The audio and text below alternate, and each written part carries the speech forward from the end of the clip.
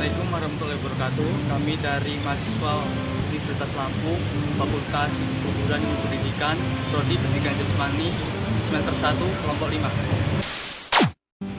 Video ini dibuat untuk menyelesaikan salah satu tugas mata kuliah landasan pendidikan dengan dosen pengampu Bapak Lumit Wicaksono MPD.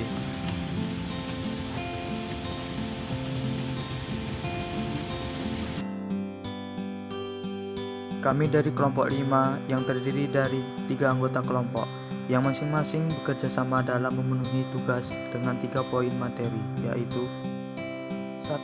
Definisi aliran pendidikan. 2. Jenis-jenis pendidikan fisik. 3. Contoh-contoh dari aliran pendidikan klasik dalam pendidikan jasmani.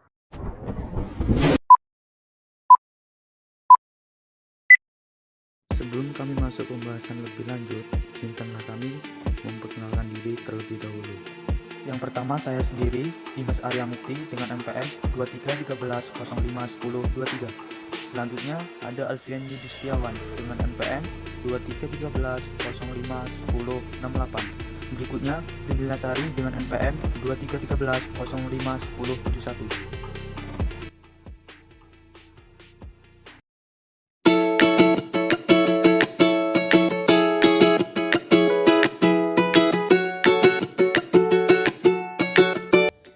Aliran pendidikan adalah pemikiran-pemikiran yang membawa pembaruan.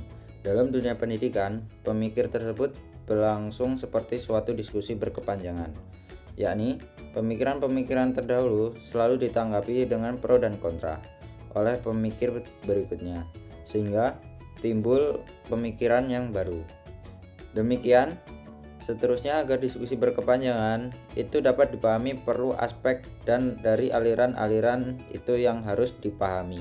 Oleh karena itu, setiap calon tenaga pendidikan harus memahami berbagai jenis aturan-aturan pendidikan. Jenis-jenis aliran pendidikan klasik. Yang pertama, empirisme. Empirisme adalah aliran pemikiran yang menekankan lingkungan, peran, pengalaman, dan dalam pembentukan pengetahuan dan perkembangan individu. Doktrin terkenal dari aliran ini adalah tabula rasa, yang berarti bahwa individu lahir tanpa pengetahuan atau kemampuan bawaan. Semua pengetahuan dan keterampilan diperoleh melalui pengalaman.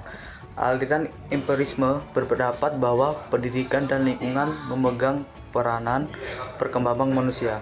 Yang kedua, nativisme. Nativisme berasal dari kata natif yang berarti terlahir. Aliran ini berpengaruh besar terhadap pemikiran psikologis. Tokoh utama dari aliran ini adalah Arthur Schopenhauer, seorang filosof Jerman yang dikenal dengan pandangan primitifnya terhadap kehidupan. Nativisme meyakini bahwa perkembangan manusia sudah ditentukan oleh faktor-faktor bawaan yang dimiliki sejak lahir. Faktor-faktor inilah yang menentukan hasil perkembangan individu. Yang ketiga, naturalisme. Naturalisme berasal dari kata natur yang berarti alam atau sifat bawaan. Aliran ini diperkenalkan oleh filsuf Prancis Jean-Jacques Rousseau. Naturalisme memandang bahwa semua anak dilahirkan dengan sifat baik dan tidak ada sifat buruk. Pendekatan ini berbeda dengan nativisme yang berpendapat bahwa sifat-sifat dasar individu sudah ada sejak lahir. Naturalisme menekankan bahwa hasil perkembangan anak sangat dipengaruhi oleh pendidikan yang mereka terima dan lingkungan sekitar. Konvergensi.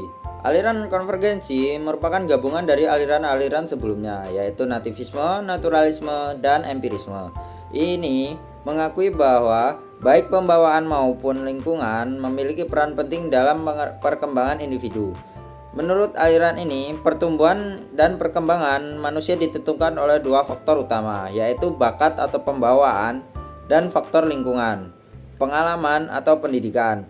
Williamson, seorang ahli pendidikan asal Jerman, adalah salah satu tokoh utama yang mempelopori aliran konvergensi. Dia mengatakan bahwa kemungkinan-kemungkinan yang dimiliki sejak lahir adalah petunjuk-petunjuk untuk nasib depan.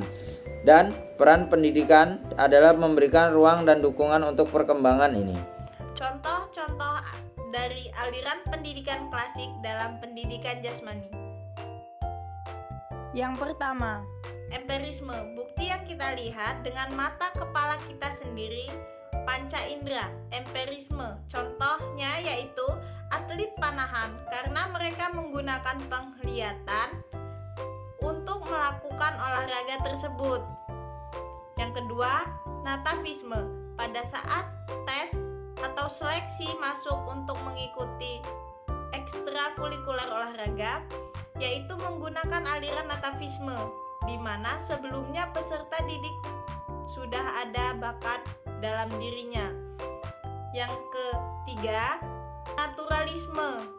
Contoh, siswa berinteraksi satu dengan yang lain dalam aktivitas permainan dan mengembangkan kebiasaan sosial yang akan terbukti menguntungkan bagi dirinya bila ia meninggalkan lingkungan sekolah, yaitu naturalisme. Yang keempat, konvergensi. Misalkan seorang anak yang lahir dari seorang pemain sepak bola, maka dia bisa saja menjadi seorang pemain sepak bola apabila dia hidup dididik dalam lingkungan cabang olahraga tersebut. Dari sini bisa terlihat jelas jika faktor pembawaan tidaklah berpengaruh apapun jika tidak didukung dengan faktor lingkungan yang tepat.